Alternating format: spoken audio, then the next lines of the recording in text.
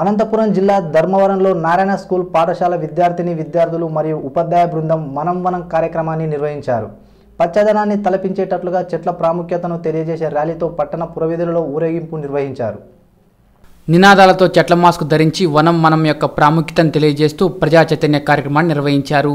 ఈ కార్యక్రమానికి ముఖ్య అతిథిగా municipal commissioner Gurram Ravi, executive dean Kishore, division dean Padmaja, పాఠశాల principal Vishnupriya, RSM Idayatulla, academy dean Harikrishna మరియు ఉపాధ్యాయ బృందం పాల్గొన్నారు.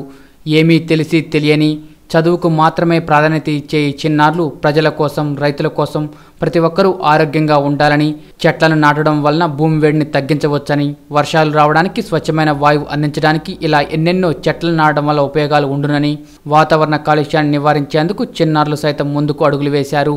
ఈ కార్యక్రమంతో విద్యార్థులు పట్టణ ప్రజలకు ఆదర్శంగా నిలిచారు.